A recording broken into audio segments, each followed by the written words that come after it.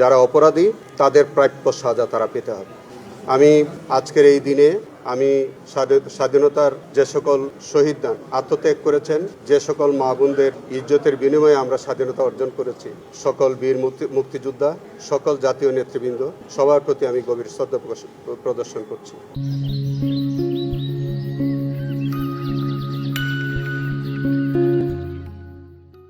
আমি কৃতজ্ঞতা প্রকাশ করছি আমি যে দল করি, আমার দলের প্রতিষ্ঠাতা স্বাধীনতার মহান ঘোষক শহীদ রাষ্ট্রপতি জিয়াউর রহমান, আমার পরম শ্রদ্ধেয় নেত্রী দেশনেত্রী বেগম খালেদা জিয়া এবং আমার নেতা মাননীয় প্রধানমন্ত্রী জনাব তারেক রহমানের প্রতি আমি কৃতজ্ঞতা প্রকাশ করছি।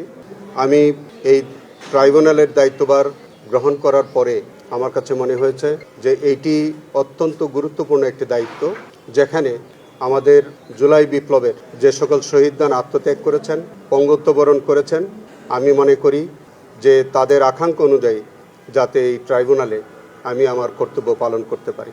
এই ট্রাইব্যুনালে যে সকল বিচার চলমান আছে এবং আগামী দিনে যে যেগুলো মামলা বিচারের জন্য আসবে, আমি সম্পূর্ণরূপে চেষ্টা করব যে আমাদের জুলাই শহীদদের আকাঙ্ক্ষার অনুযায়ী যাতে আমি ট্রাইব্যুনালে আমার বিচার কার্যে আন্তরিক সহযোগিতা করতে পারি।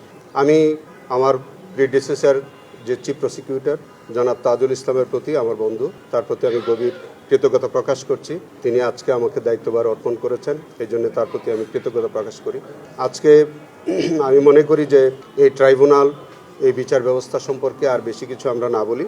যেহেতু আজকে আমি প্রথম আসলাম, আমি দায়িত্ব পেলাম, আমি এই ট্রাইব্যুনালের সমস্ত কার্যক্রম আমি দেখব। নিশ্চয়ই আপনাদের সাথে বারবার দেখা হবে, কথা হবে।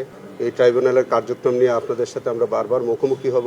আমি একটা কথা শুধু বলতে চাই, এই ট্রাইব্যুনালে যে সকল অপরাধীরা বিচারের সম্মুখীন, তাদের জন্য সুস্পষ্ট মেসেজ যে যারা কোনো অন্যায় করেনি তারা কোনো হয়রানির শিকার হবেন না, অন্তত প্রসিকিউশনের মাধ্যমে। কিন্তু যারা প্রকৃত অপরাধী তাদের প্রতি প্রসিকিউশনের পক্ষ থেকে একটা ক্লিয়ার মেসেজ আমি দিতে চাই যে যারা অপরাধী তাদের প্রাপ্য সাজা তারা পেতে হবে।